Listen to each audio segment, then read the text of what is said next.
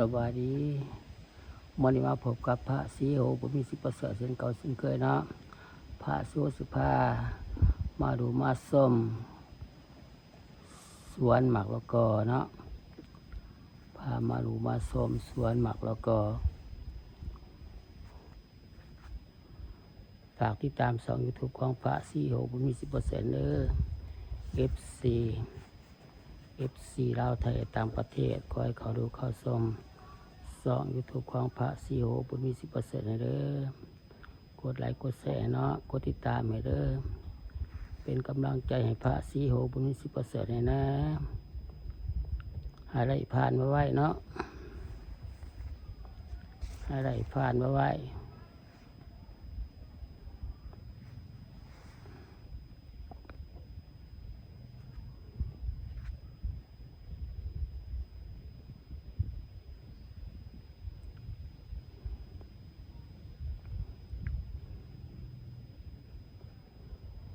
อะไรเอาภาพบรรยากาศ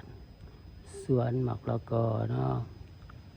อะไรเอามาฝาก FC ลาวไทยและต่างประเทศเขาดูเข้าชม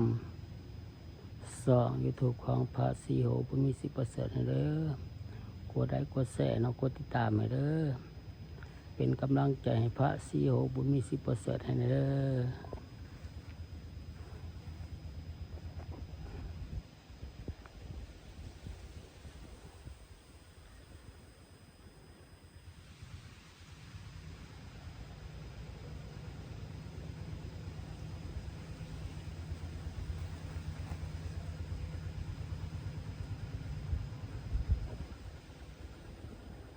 บรรยากาศ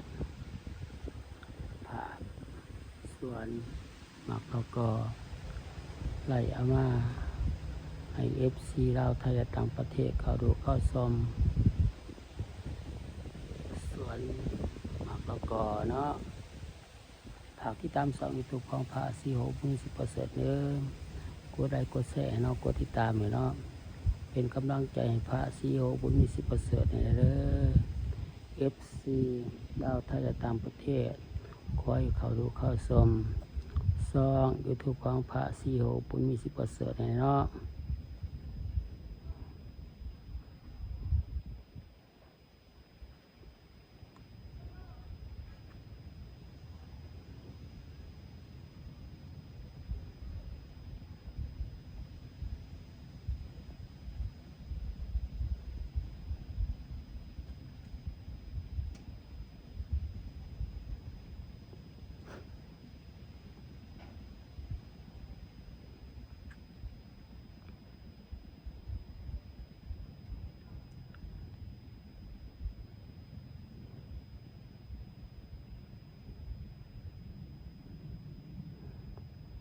ไล่เอาสวนหมักแล้วก็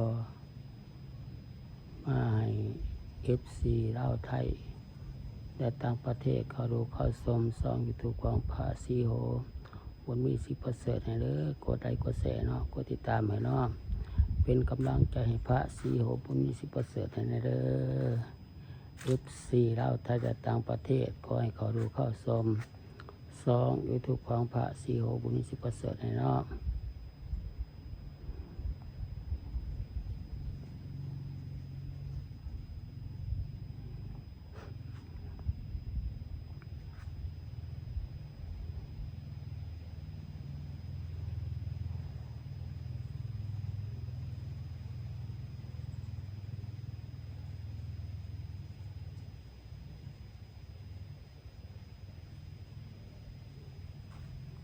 ภาพบรรยากาศสวนหมักแล้วก็ไล่เอามาให้ FC ลาวไทยต่างประเทศเขาลูกเข้าชมช่อง YouTube ของพระศรีโหบุญมี10%เด้อกดไลค์กดแชร์เนาะกดติดตามให้เด้อเป็นกำลังใจให้พระศรีโหบุญมี10%ให้เนาะ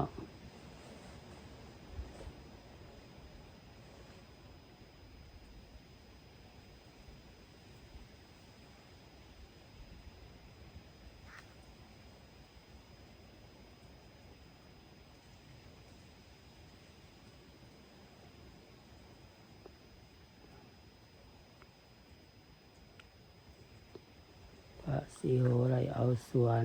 ต้นหมากละกอสวนหมากละกอมาให้ FC ลาวไทยและต่างประเทศ เข้าดูเข้าชมซ่อง YouTube ของพระศรีโหบุญมีสิประเสริฐให้เด้อกดไลค์กดแชร์ให้เนาะกดติดตามให้เด้อ FC ลาวไทยและต่างประเทศก็ให้เป็นกำลังใจให้พระศรีโหบุญมีสิประเสริฐให้เนาะให้ได้ผ่านมาไว้ให้ได้ผ่านมาไว้เด้อคลิปนี้ก็พาสู่กลาไปก่อนบ๊ายบาย